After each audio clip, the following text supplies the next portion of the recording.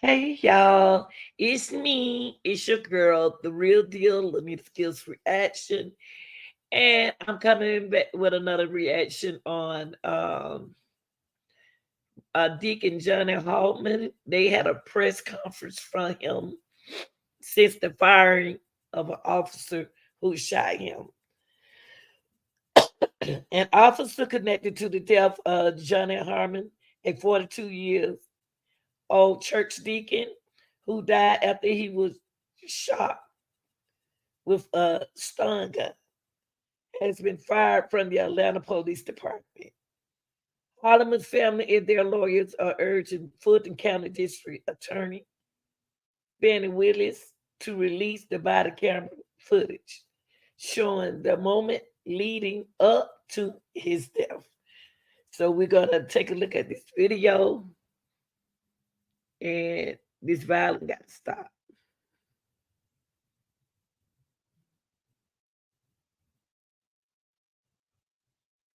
This is Deacon Johnny Hallman family. Attorney Molly Davis of the Davis Bolton Johnson Law Firm. And we thank you for coming out this afternoon so that we have an opportunity to respond to the recent termination of Officer Kimbrough by the Atlanta Police Department.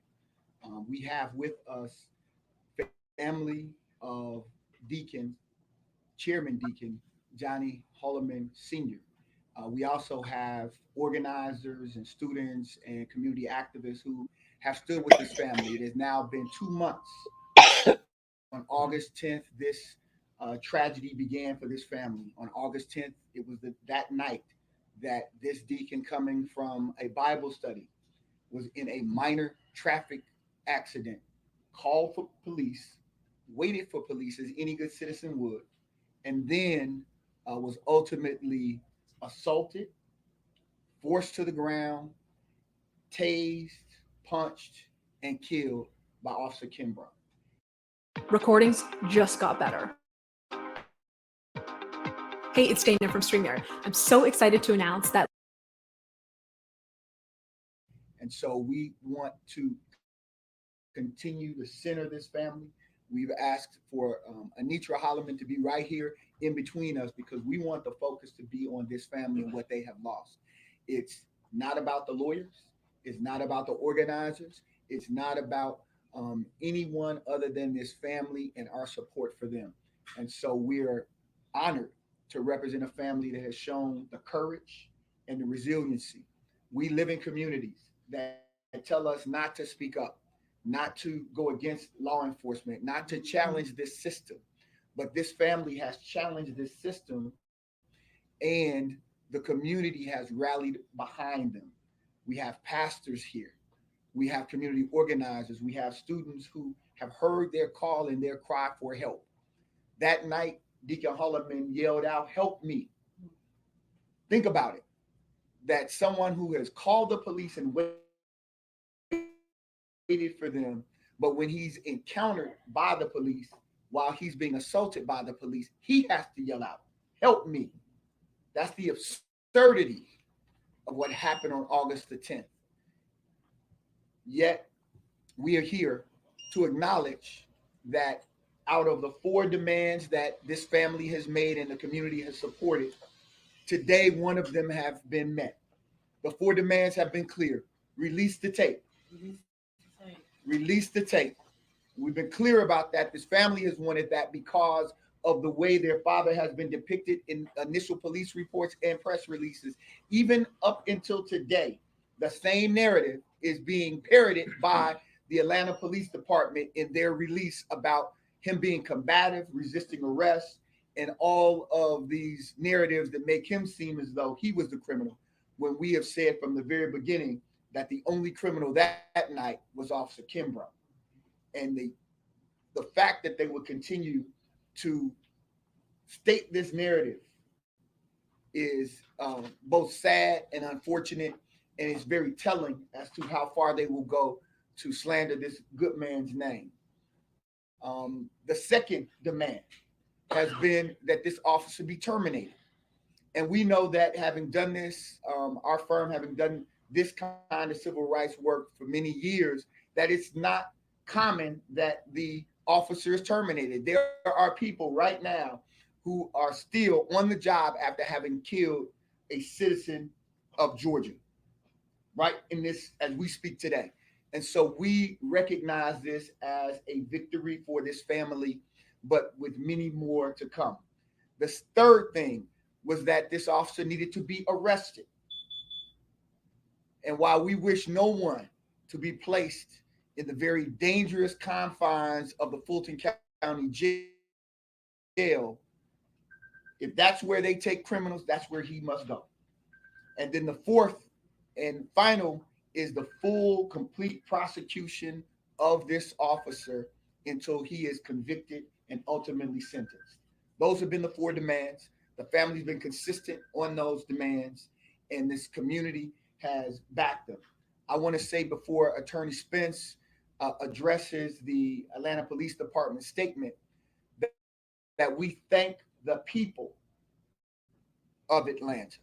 We're not talking about the city. We thank the people who have come now to 3 different marches and protests. The first one being just days after they lost their father. And those organizers, some of whom are here today, have been standing with this family for 2 months. The second one was when the students at the Atlanta University Center, Spelman, Morehouse, Clark Atlanta students, Georgia State, Emory students came and marched from CAU all the way to CNN. And then finally, the family asked the community to come out and march with them. And that march was from a park near where Mr. Hollman lived, as we walked past where he ultimately took his last breath, and then on to City Hall. And so we thank the people. We give credit to the people. We know that it's power with the people. That is what our firm has been based on. That is not just the lawyers, but it requires the people having an elevated consciousness about this system that continues to oppress largely Black, brown, and poor people. And so with that, we are grateful. We lift up, I invite Attorney Harold Spence, our law partner who has been working on this litigation for this, to share his thoughts as it relates to the statement that was provided by the Atlanta Police Department. Attorney Spence. Good afternoon, everyone. Again, my name is Harold Spence. I'm a partner with the Davis Bozeman Johnson law firm. We were elated today when we heard that Officer Kimbrough had been terminated from his employment with the City of Atlanta's police department. Immediately, we were curious as to what the basis of that termination would be. When we read the police chief's statement telling us what the basis of that termination was, quite frankly, we were a little deflated. Who's Michael Bivens?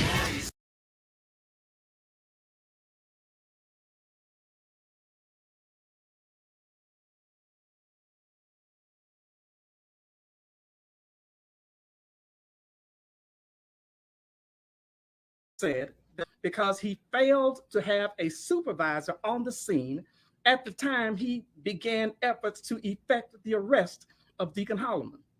Are you kidding me? Because he didn't have a supervisor on the scene? Again, that's why we believe it's even more incumbent that this video be released. Because I guarantee you that when you see this video, your thought won't be, where was the supervisor? Why didn't he call the supervisor? You'll be asking yourself, why wasn't there some mention of the leg sweep that took this Deacon to the ground? Why wasn't there some mention of the brutalizing that took physical brutalizing took at the hands of the officer? Wasn't there some mention of his repeated pleas, I can't breathe, that grew increasingly in desperation? Why wasn't there some mention of that? Why wasn't there some mention of the repeated tasing of Deacon Hollman? Not a word. Instead, we're told that he got fired because he didn't summon a supervisor to the scene. So it's this kind of technical gamesmanship where you achieve a laudable end in terminating him, but at the same time, you don't address the real problems. That wasn't why Deacon Hollman died, because there wasn't a supervisor there that night. He died because this officer this obsessed officer brutalized him, a 23-year-old brutalizing a 62-year-old elder. That's why he died. So if we're going to be transparent and honest, because we want to have better relations between citizens and the police, we got to be not just transparent, we've got to be honest about what happened and why this officer got fired. I'm quite curious to hear the chief explain why there's no mention of those other factors that I just talked about. Why the only basis for this officer's termination, at least that has been publicly disclosed, is that there was no supervisor there. Stop playing these shell games. Let's be honest. Let's acknowledge what happened. And like Attorney Davis, I was disappointed as well when appended to the chief's statement was a prior statement that the city had released. This prior statement talked about Deacon Hollman being combative. That's just not true. Him not following directions, that's just not true. He never refused to do anything that the officer asked him to do. And so we're assuming that by the time the city put out this official statement, that they had actually had a chance to view the video.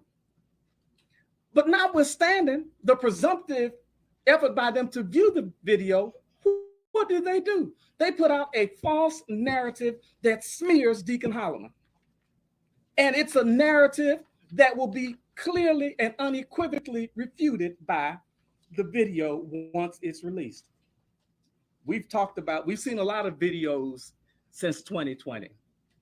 While this video perhaps is not as graphic as that in which George Floyd was killed, it does share a commonality with the George Floyd video. The killing is equally senseless. Made no sense. And that's what the chief's statement doesn't address. The senselessness of what happened and how it could have been avoided. And it should have been avoided. We shouldn't even be here today. This should have been a routine matter that involved the deacon being given a citation, being allowed to go home, and he would have continued his life. I chose St. George's University School of Medicine.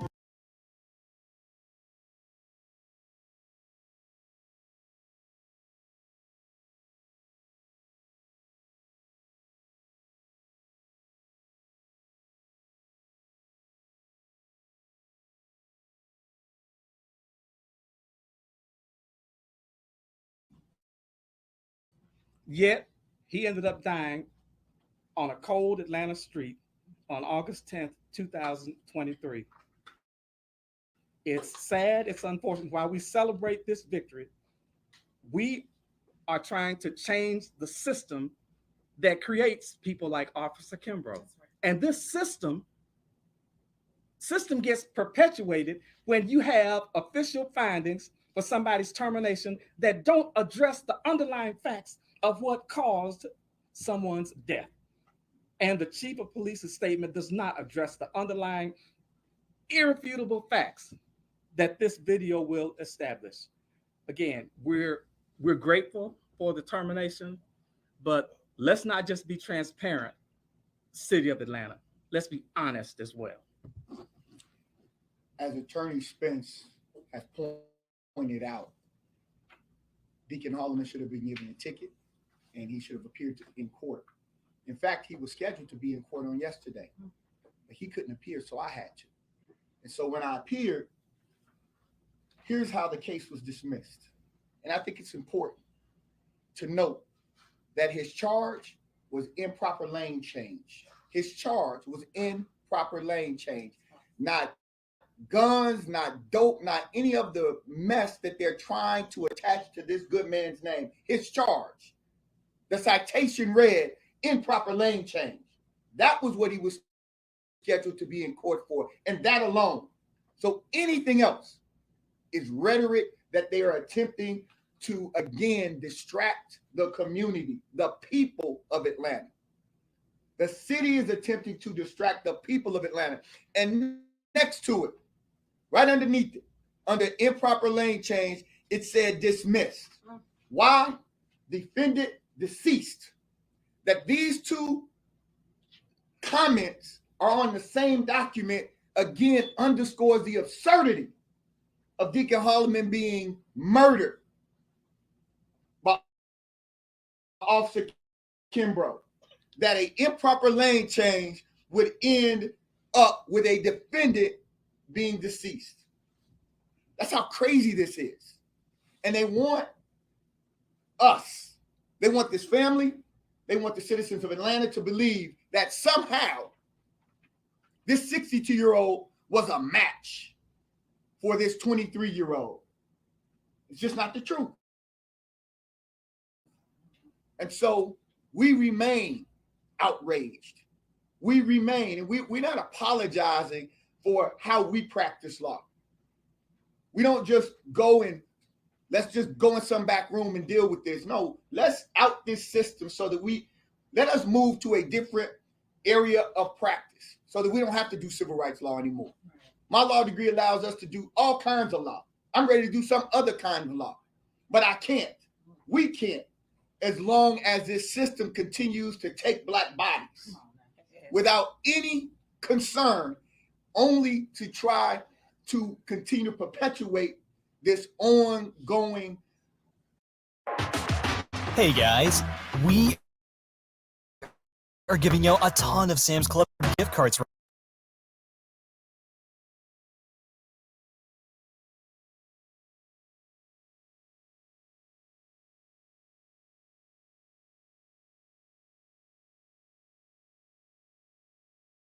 System fundamentally of white supremacy that just says our lives don't matter. But we're going to keep standing with this family and other families, and we're going to keep saying Deacon Hollman's life mattered, these other lives matter, and until the system stops, we can't stop. We won't stop. Until this system stops, we won't stop. And that's what we need the people to know. So part of people asked us last week, why is everything so public? Why shouldn't it be? Right. Why shouldn't it be? He was on a public street. He had paid as a citizen to be able to drive down that street safely. He had paid for that officer, his salary, with his taxes. He had paid for even the taser that was used against him. And somehow it shouldn't be public. As long as we're involved, it'll continue to be public until we get this right, until we birth a better world, a better system that acknowledges the humanity of a deacon, of anybody. Doesn't have to be a deacon, of anybody. We'd like for our president of the Concerned Black Clergy, who is here, President Reverend Shannon Jones, he is going to announce, because we've had students, the pastors have been working and organizing with us. We've had community organizers, but the pastors and deacons are going to continue this push. Again, we're not stopping. Black Clergy of Metropolitan Atlanta, and we, the CBC, is standing with the Hollman family. There is a gathering of clergy and deacons from throughout the metropolitan area. Behind me is Bishop Greg Fan of the South Fulton Ministerial Alliance. We have received calls from clergy from all throughout Georgia that are just heartbroken by what has happened to this deacon. In fact, this chairman of the deacon board. In fact, we hear the words of Dr. Martin Luther King Jr. The moral arc of the universe is long, but indeed it bends towards justice. My good friends that are with me in the justice work said, but there must be a bender that bends it. This case brings us to the intersection of faith and society. This case brings church deacons and pastors that normally do not come outside of the four walls of their churches to come to the center of society to say enough is enough. And so Deacon Hollman's death will not be in vain. but it is a moment that shines a light on darkness, to expose the darkness of a broken culture and a broken bridge that exists between the African American community and the brown community and law enforcement. And so on Thursday, the 19th of October at 6:30 p.m. at the First Iconian Baptist Church, we will hold the Clergy and Deacons Justice Revival. Following that event or that evening, to stand with this family, to pray for this family, and to pray that justice rolls down. We will also have a march on Saturday, the 21st. It will be called the Stevens March. We invite you to do your homework, all of you biblical scholars. There was a deacon named Stephen in the Bible, and that deacon was stoned, and there was a man that everybody likes to quote today. His name was Saul, and he stood there. That will start from the King Historic District, clergy and deacons and community and justice-loving people. And we will march from the King Historic District to 10 a.m. We will march for justice. We will march for change, because that man named Saul met a man named Jesus. And when he met a justice-loving Jesus, his name was changed from Saul to Paul. Right. And if Saul could change, Atlanta could change. If Saul could change, the police department of Atlanta and the metropolitan area and police departments in this country can change. If Saul could change,